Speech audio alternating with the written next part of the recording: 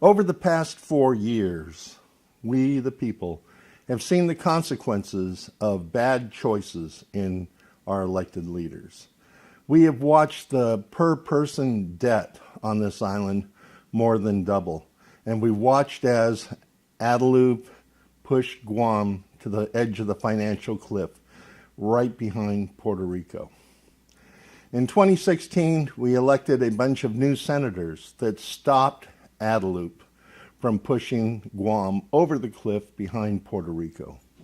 And now we get a chance to make a change in Adelup.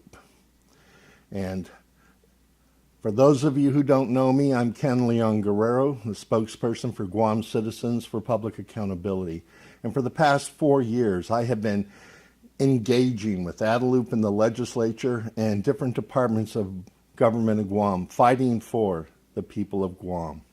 And now as we get ready to go into the 2018 elections, based on an analysis of the personalities, the teams, the platforms, here are our recommendations for Adelup. Starting with the Republican side of the platform. And I have to admit, like so many of you, I was thoroughly disappointed that this was the only team the Republican Party put forward. It seems that the Republican Party has a very dim view of Republicans on this island. They think that Republicans are like robots or zombies that will do the bidding of their lords and masters, the heads of the Republican Party, without question. Well, I'm here to say, thankfully here to say, that is not true. There are a great many good Republicans on this island. I tried to get some of them to run, but they all felt that without the backing of the Republican Party, it would be an exercise in futility. That's why we need to look very closely at what the Republican Party considers to be the best and brightest. And I give you Tenorio Ada. Now, the Tenorio Ada team right off the bat jumped out with their incredible College for All for Nothing program, starting with a pork barrel project there's no way they could deliver on. And then we have the infamous 2014 smash and grab at the public treasury, led by none other than the top of the ticket, Ray Tenorio himself. Ray Tenorio called the legislature into special session and ramrodded through a bill to give him, the governor, the senators, and their select followers massive retroactive pay raises at our expense. In fact, that pay raise was one of the things that pushed Guam into the dangerous financial situation we're in right now.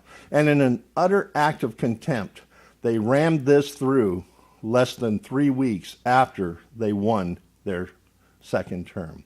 That shows the contempt that Tenorio and Calvo have for the Guam voters. And I have to ask, why would they put somebody forward that is apparently as ignorant or dumb as Ray Tenorio? He had to know that these pay raises were going to come out and that he would be tagged with it. I don't understand why Calvo didn't push the pay raises through, because he was term limited. He had nothing left to gain and nothing to lose, whereas Ray Tenorio had everything to lose. And the fact that Ray Tenorio pushed that pay raise through shows me that he's not the sharpest tool in the shed. And at the current situation we have facing government of Guam, the last thing we need is to have a dull fork in Adelup. And part of the reason why Tenorio did it is he's so proud of saying he's a loyal soldier. Even the governor admits that Tenorio's a loyal soldier. He's so loyal that he picked the most expensive health insurance program, which benefited the governor's family and cost taxpayers $21 million. He's so loyal that he gave the politically well-connected insiders, including the governor's family, a $30 million bonus over and above the price for the land of Lejeune.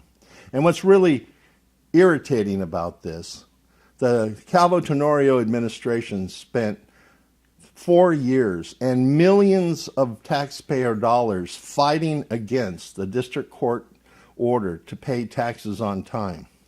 But when this order came up, Tenorio didn't even hesitate. He couldn't sign the agreement fast enough to give millions of dollars to well-connected political insiders.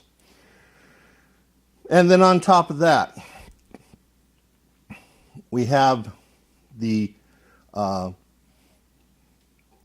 curious case of Godfather-like behavior as businesses are being encouraged to donate money to the Tenorio Political Action Committee in exchange for contracts or keeping contracts, as we see with the DOC situation. And then, if that wasn't enough, the Glock party.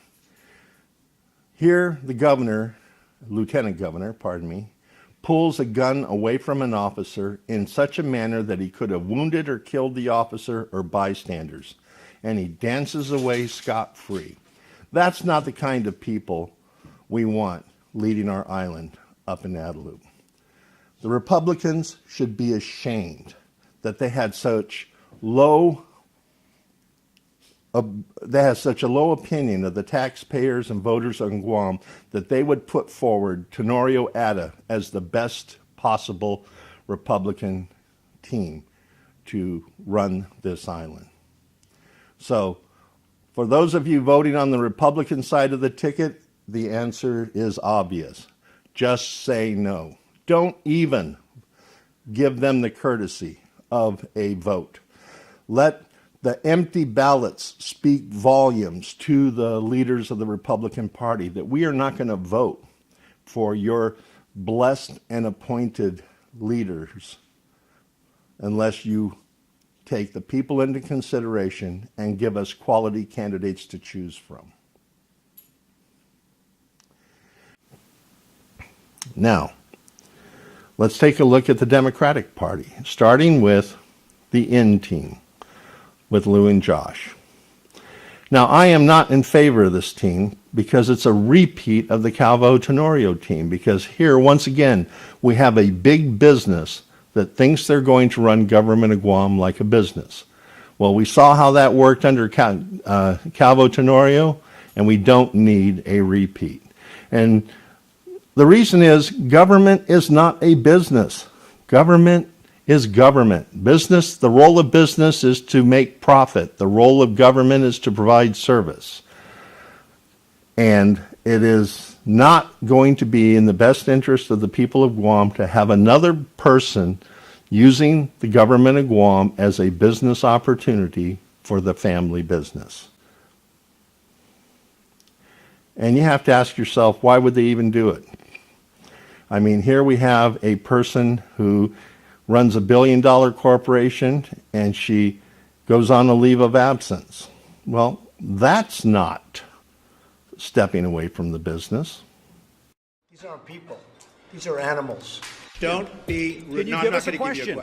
You are fake news. What comes out of Donald Trump's mouth is, for a president of the United States, unprecedented. Wait a minute. I'm not finished. I'm not finished, fake news. So is what goes into his wallet. More than $500 million of income last year for Trump and his family, from their hotels, golf courses, clubs, merchandise sales, from old businesses and newly formed ones. No modern president has profited this way during his time in office. Predecessors like Ronald Reagan, Bill Clinton, and George W. Bush put their assets in blind trusts to avoid conflicts between their financial interests and the public interests. Trump did not. He announced last January he'd step away from his businesses, but only from their management, not their profits. My two sons are going to be running the company. As president, he's promoted them with his presence relentlessly. During his first 514 days in office, he visited Trump properties on 159 of them. The stars have all aligned, his son Eric said last year. I think our brand is the hottest it's ever been.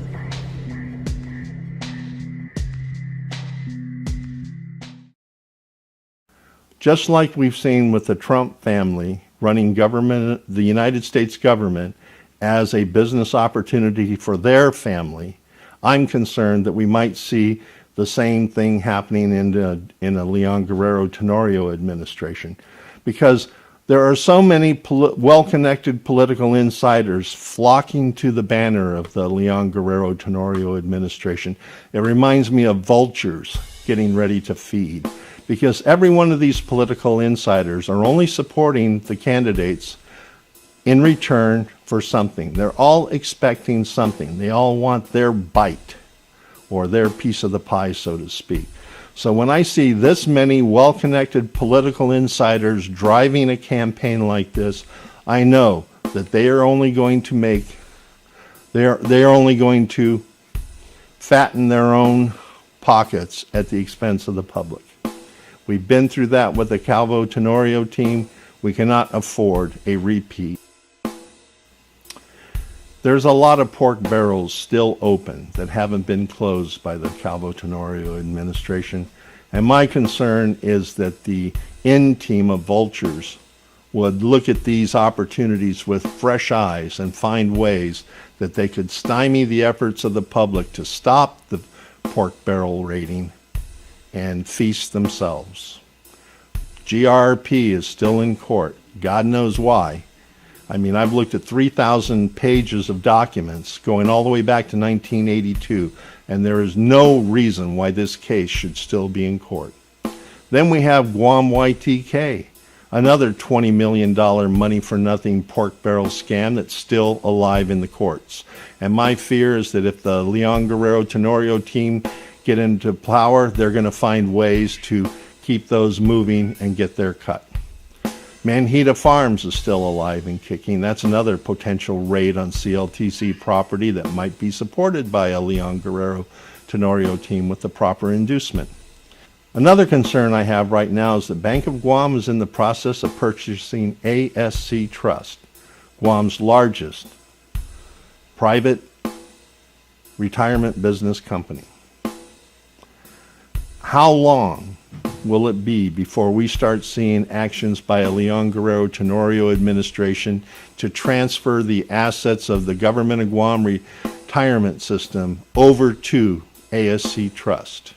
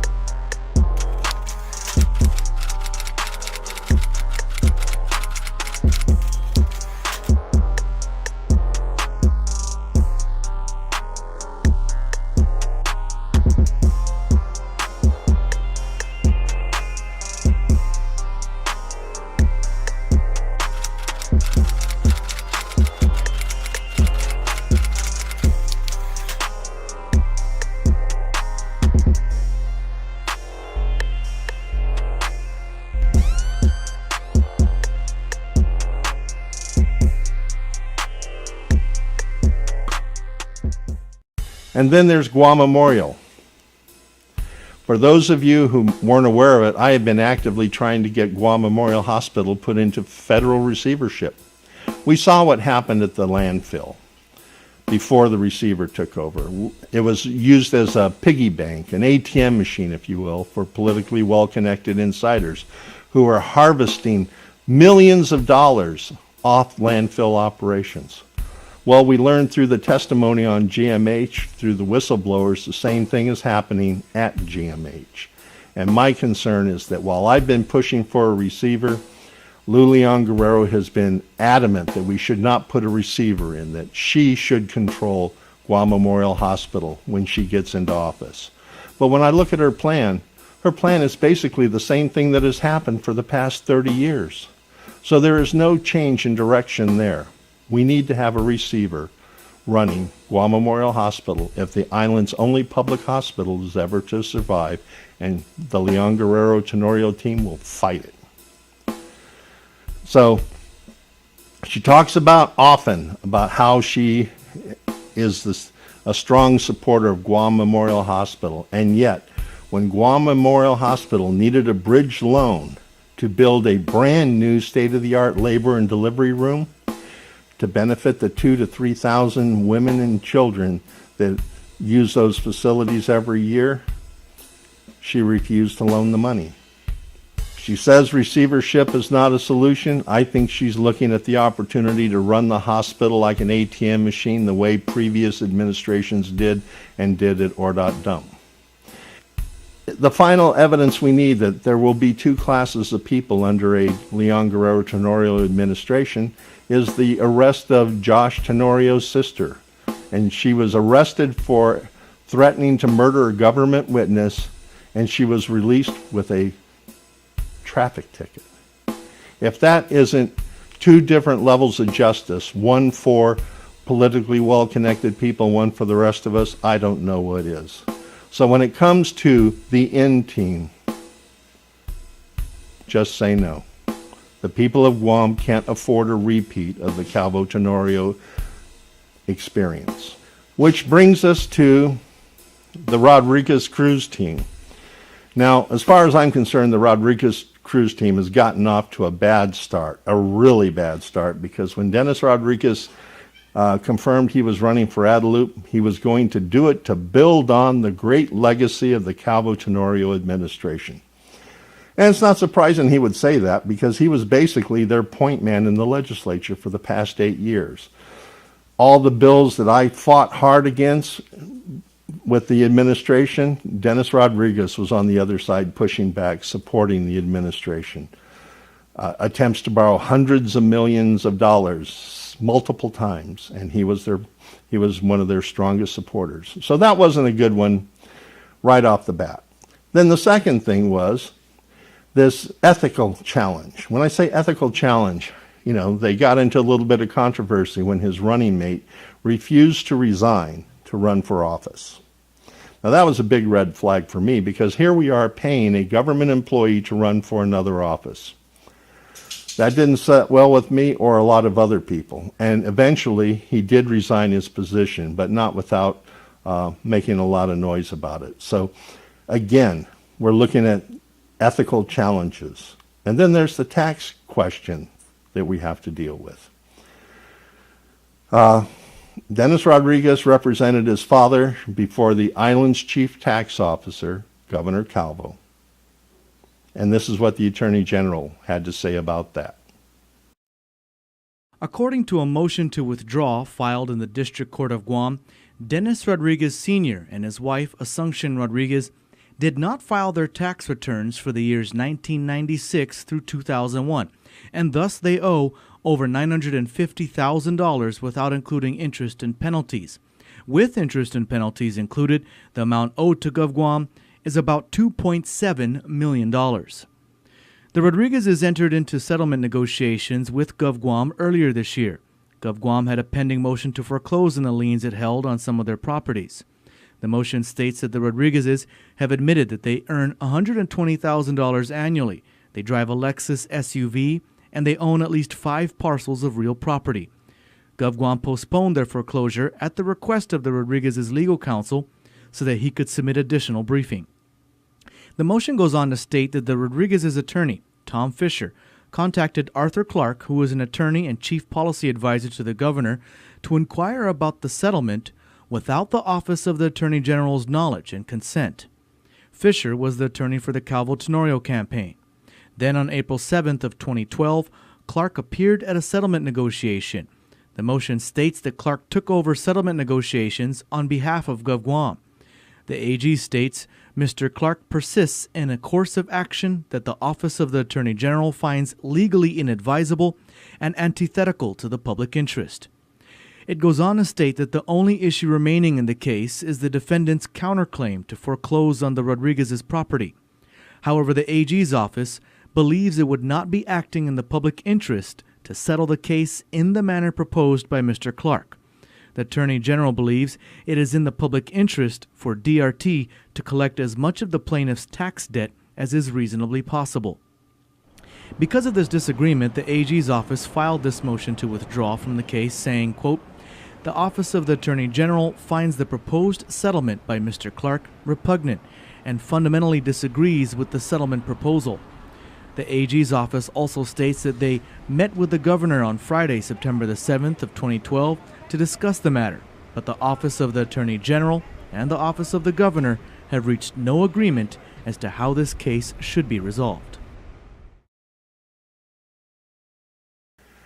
Now, I know that Dennis Rodriguez Sr. is under no obligation to disclose the settlement he made, but unfortunately, that settlement in this environment where well-connected political insiders like mid-pack distributors are skating on paying their taxes, which is forcing the government to increase the taxes on the rest of us, that is an integrity issue that cannot be ignored. And when you couple that with the fact that Dennis Rodriguez was one of the biggest defenders of the pay raises, when Frank Uggan introduced Bill 204 at the end of the 33rd legislature to roll back the pay raises, as you can see here, Dennis was a staunch no. And during the 33rd legislature, there were 10 different bills and votes to roll back the pay raises and various bills, and Dennis was on the opposite side of every one of those attempts to roll back pay raises. The only time he changed his vote was after he declared that he was running for governor. So, credibility issues, loyalty to the Calvo Tenorio team, another reason why I think citizens should just say no. And then there's Guam Memorial Hospital. Under the past 8 years, he's been chairman of the Health Committee, and now Guam Memorial Hospital has lost our joint accreditation, and we're on the verge of losing CMS under his watch. So the people of Guam cannot afford to have a governor with this level of challenge to his credibility and his ability running the island's highest office. And then there are other reasons why, because he's also been a staunch supporter of the GRRP deal that could cost taxpayers between $20 and $350 million, and he has been supporting it, and we can't afford to have someone in there supporting that level of pork barrel plunder.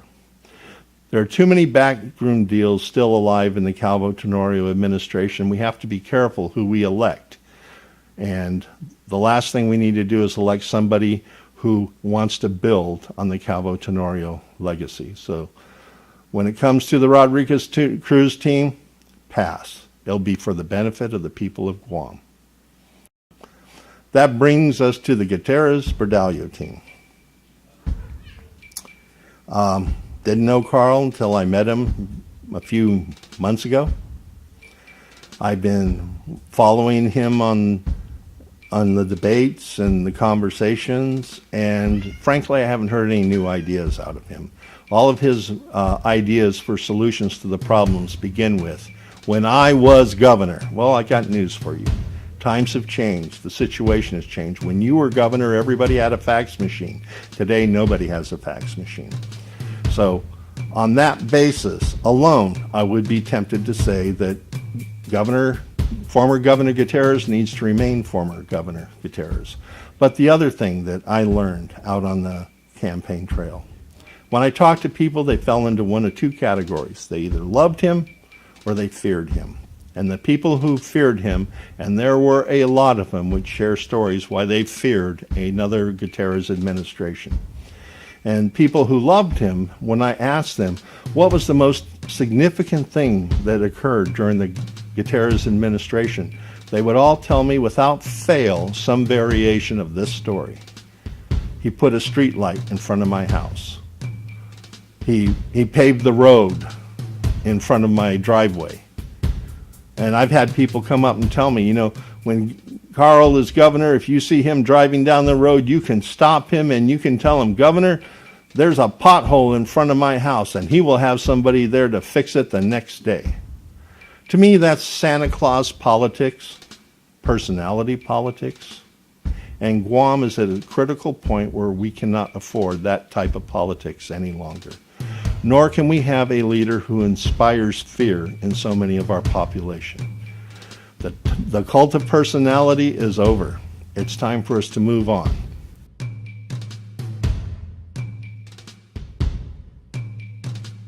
Two weeks after the Calvo Tenorio administration won their second term, they pushed through a massive retroactive pay raise. When Frank Uggan found out about it, he introduced a bill to roll those raises back. And as we saw earlier, it failed. But at least he did something. He tried.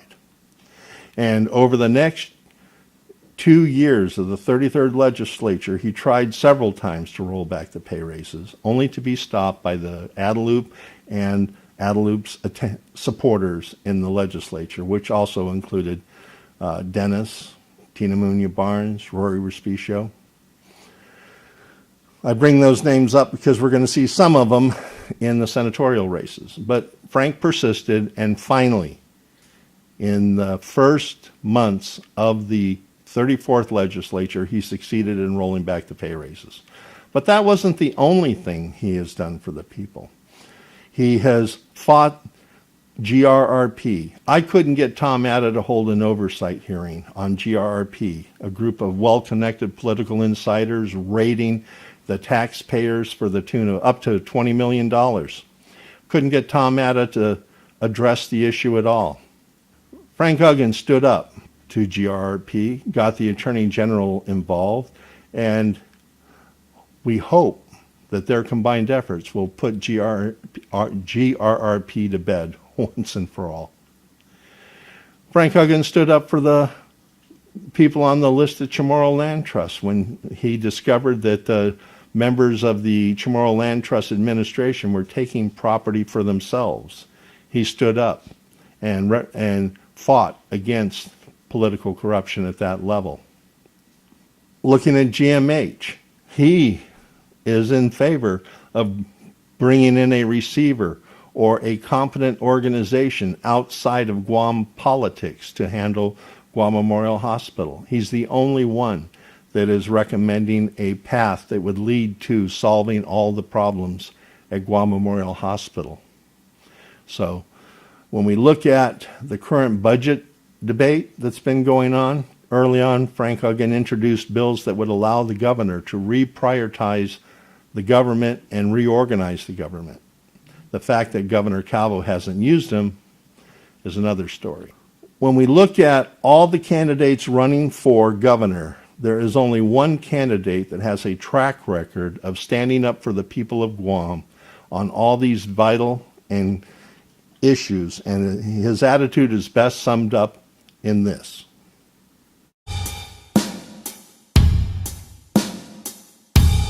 You know, I also find myself in a slight quandary, because whether it's increasing taxes for 1 day or 1 year or indefinitely, you know who's actually keeping this government operating?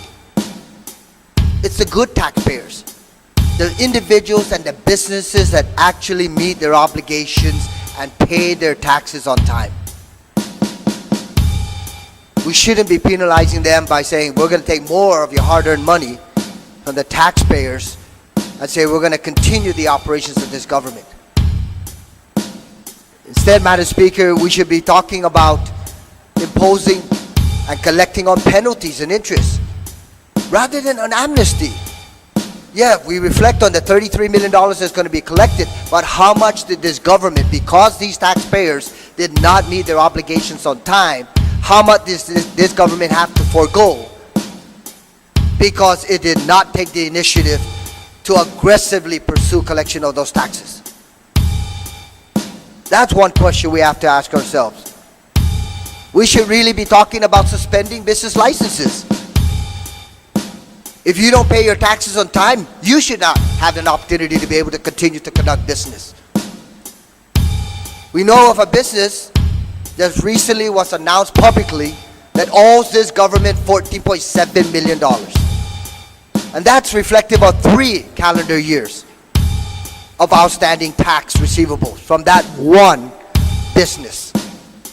Madam Vice Speaker, that business had no reason to be operating if they were not meeting their tax obligations. And I had an older gentleman that came up to me about paying his real estate taxes. And he said that he approached an individual at Revenue Tax and asked if by any chance he could work out an arrangement. And Madam Vice Speaker, that individual was instructed or asked or encouraged and urged to meet that obligation, even though it was a small amount. But this individual was asking for additional consideration.